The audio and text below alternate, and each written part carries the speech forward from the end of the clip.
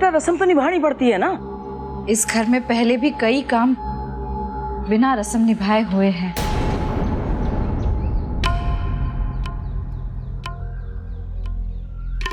और फिर पग फेरों में होता भी क्या है?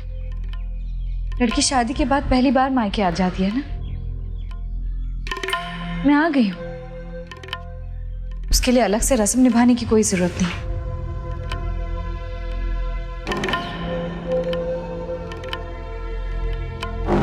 चल ठीक है, एक रस्म तेरी मर्जी से हो गई ना, अब हमारी खुशी के लिए भी एक बात मान ले। बेटा, शादी के बाद पहली बार बेटी जब भी पिता के घर में आती है ना, तो उसे कोई चीज भेंट में जरूर दी जाती है।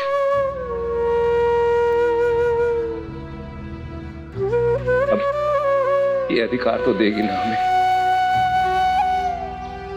अंकल, ऐसे पूछने की क्या जरूरत है? आपकी बेटी है, आपका हक बनता है।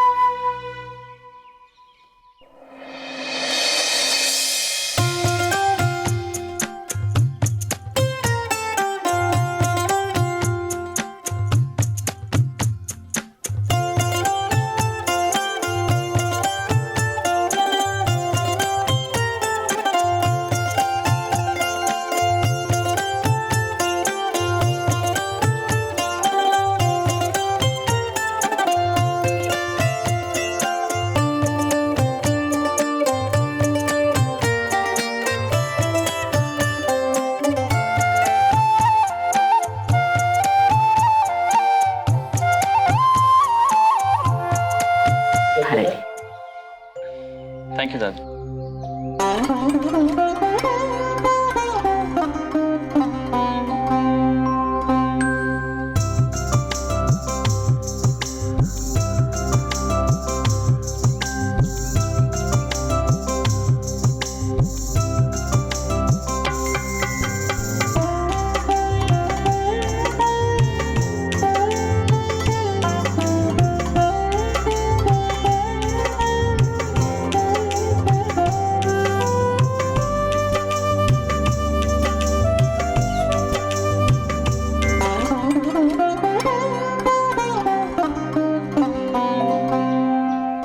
बेटा ये थारे लिए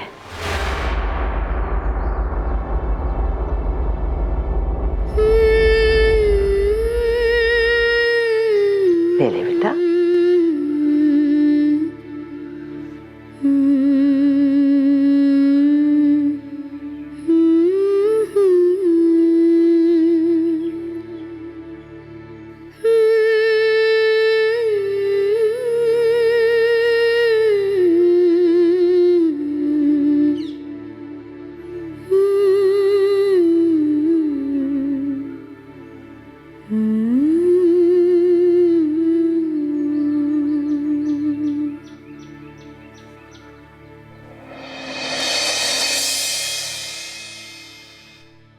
पंकज जी चले? हाँ चलो। अच्छा जी, अब हम चलते हैं। ज्योति बेटा, बहुत खुशी हुई तुझे देखकर। आते रहना, अच्छा लगेगा हमें।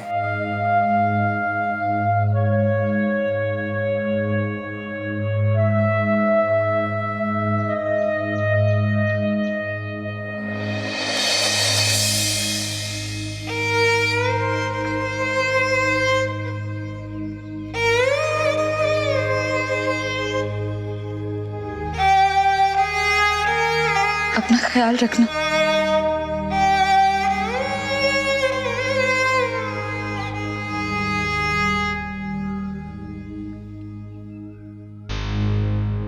चलिए Pankaj ji.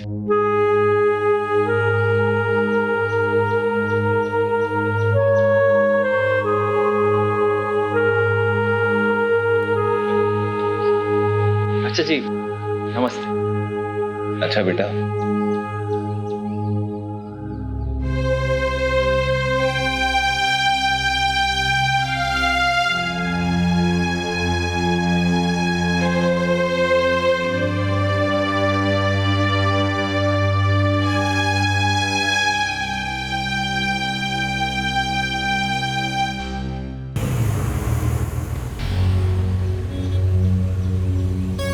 I don't know मुझे कहना चाहिए या नहीं, लेकिन ज्योति आज मुझे कुछ ठीक नहीं लगा। क्या ठीक नहीं लगा आपको? तुम जानती हो मैं क्या कहना चाहता हूँ। ज्योति, अपनी फैमिली के साथ तुम्हारे जो भी डिफरेंसेस हो, जो भी नाराजगी हो, लेकिन तुम्हें इस तरह बिहेव नहीं करना चाहिए था। एक रस्म निभाने की तो बात थी, फिर तुमने मना क्यों किया? बुरा मत मानना, लेकिन I think that was very rude. हर माँ बाप के अपने कुछ सपने होते हैं, अपने बच्चों के लिए कुछ अरमान होते हैं। हम भी तो अपनी शादी बहुत ही सिंपल तरीके से करना चाहते थे, लेकिन फिर भी मेरे परिवार ने सब कुछ धूमधाम से किया ना। क्यों? क्योंकि ये उनकी इच्छा थी। अगर तुम्हारा परिवार भी अपनी खुशी के लिए या अपनी दिल की तसल्ली के लिए कुछ करना चाहता है तो इसमें बुराई क्या है? Just think about it. मैंने भी बहुत सोचा पंकज जी। पग फेरे की रस्म करने का मन तो मेरा भी था, लेकिन हाँ नहीं कह सकती मैं।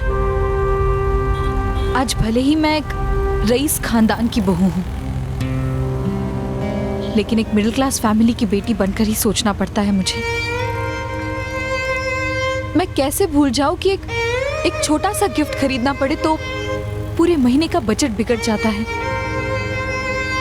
आज हम पग फेरे की रस्म भी करें तो बेटी और दामाद को कुछ ना कुछ देकर ही विदा करेंगे ना। वो सब कहां से लाएंगे उसके लिए पैसे? शायद फिर उसके बाद सुधा कोई जरूरी किताब ना खरीद पाए, संदीप को छुट्टी के दिन भी नौकरी पर जाना पड़े, या फिर माँ अगले 2 महीनों तक बिना घी की रोटी परोसती रहे। और पापा तो यही यकीन दिलाते फिरेंगे ना कि अब मुझे रेगुलर चेकअप की जरूरत नहीं, दवाइयों की जरूरत नहीं। ये सब देख चुकी हूं मैं पंकज जी, इन हालातों से गुजर चुकी हूं मैं। फिर रस्मों के नाम पर ये बोझ मैं उन्हें कैसे दे सकती हूँ? मेरे कारण मेरे परिवार को इन छोटी छोटी चीजों के साथ समझौता नहीं करने दूंगी मैं। ये ज्योति उनके लिए सिर्फ रोशनी लाएगी, सिर्फ रोशनी, किसी दिखावे की मजबूरी का अंधेरा नहीं।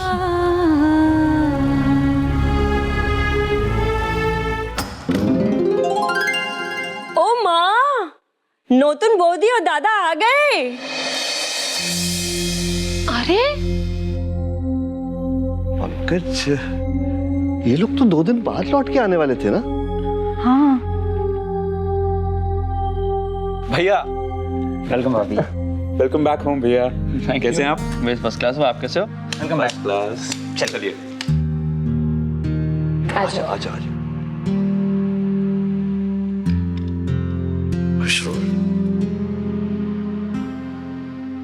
जीती रहो बेटा, खुश रहो।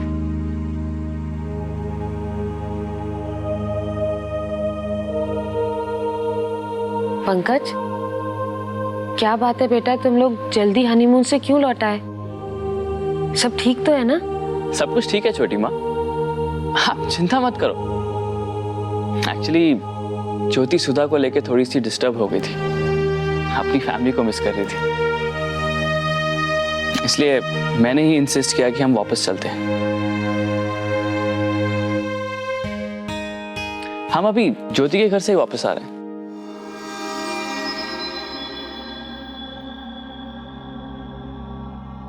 बहुत अच्छा सोचा तुमने बेटा, हम सब भी तुम दोनों को बहुत याद कर रहे थे। तो फिर तुम लोग एयरपोर्ट से टैक्सी में ही आ गए क्या? क्या जरूरत थी टैक्सी से आने की? खास करके जब शादी के बाद पहली बार बहू मायके जा रही है तो फिर एक फोन तो कर लेते ना मुझे, मैं एटलीस्ट कार भिजवा देती। मैं जरूर इन्फॉर्म कर देता छोटी माँ, लेकिन हमारे आने का डिसीजन लास्ट मिनट का था, इसलिए एयरपोर्ट से ही टैक्सी ले ली मैंने।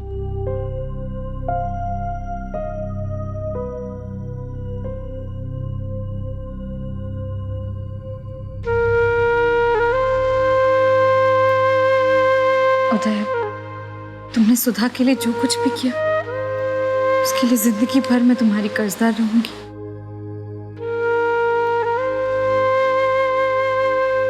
मुझे पता चला कि तुमने सुधा को बचाने के लिए अपनी जान की परवाह नहीं की।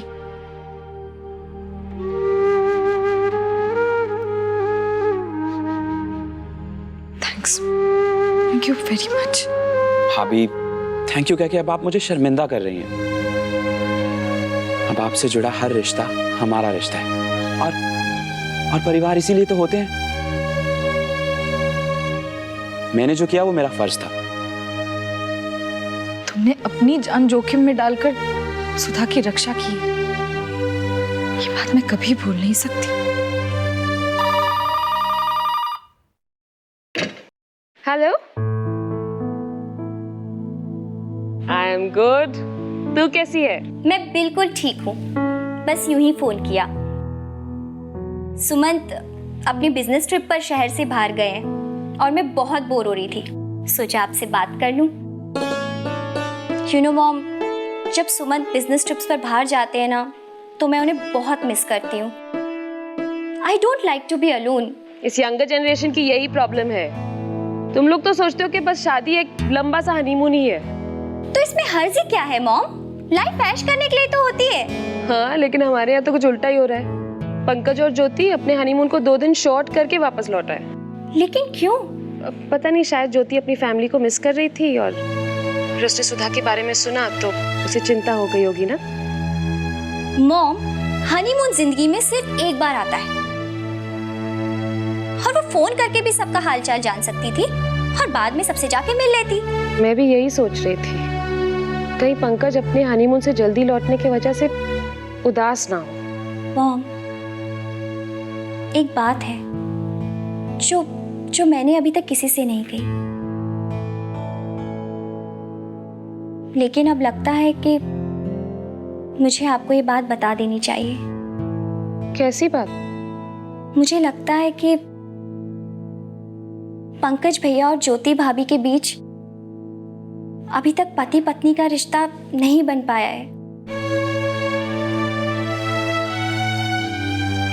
ये तू कैसे कह सकती है? मॉम, क्योंकि सुहागरात की अगली सुबह जब मैं उनके रूम में नाश्ते के लिए बुलाने गई थी तो मैंने उनके सुहागरात की सेज देखी थी।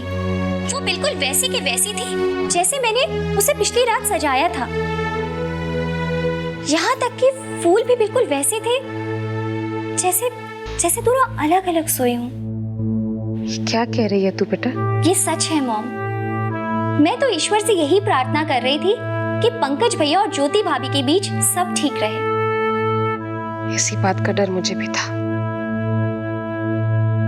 कहीं ज्योति ये शादी किसी और मकसद से। बस मैं नहीं चाहती हूँ कि पंकज किसी भी वजह से दुखी हो।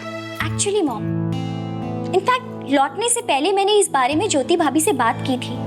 आई होप उन्होंने इस बात को सीरियसली लिया हो और उन दोनों के बीच का ये रिश्ता जल्दी बन जाए। I hope so too. अच्छा मम्मा, अब आप इस बारे में ज्यादा मत सोचिएगा, सब ठीक हो जाएगा। अब मैं फोन रखती हूँ। You take care mom. हाँ ठीक है बेटा, बाय स्वीटर।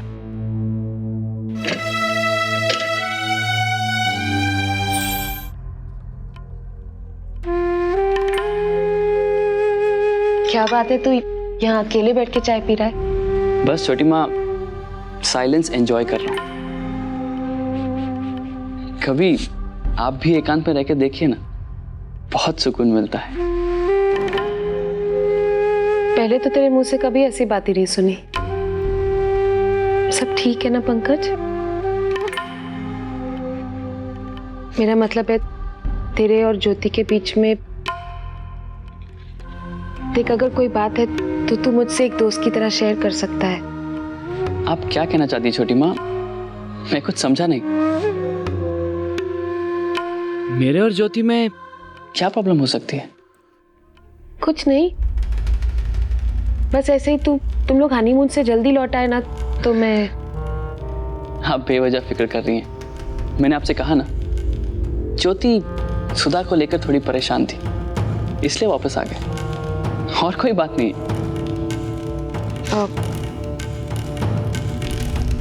पंकज, मैं ये नहीं बेटा, मैं वो। छोटी माँ, मुझे लगता है कि आप जानना कुछ और चाहती हैं और पूछ कुछ और रही हैं। जो भी पूछना चाहती हैं साफ साफ पूछिए ना, बेझिझक। कुछ नहीं बेटा, बस ऐसे ही पहली बार तो इतनी दूर अकेले गया ना, तो चिंता कर रही थी बस। छोटी माँ, अब आपको मेरी चिंता करने की कोई जरूरत नहीं है। आपका बोझ हल्का करने के लिए और मेरी देखभाल करने के लिए मेरे पास ज्योति जो है।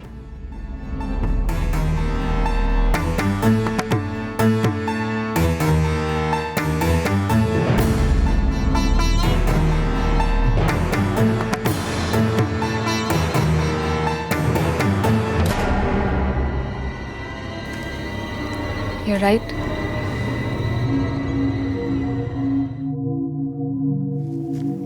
पता नहीं, कभी कभी बेवजह ही बहुत ज्यादा फिक्र करती हूँ। अच्छा चल, तू चाय पी, मुझे जरा ऑफिस के काम निपटाने हैं। हाँ जी, हैव अ गुड डे।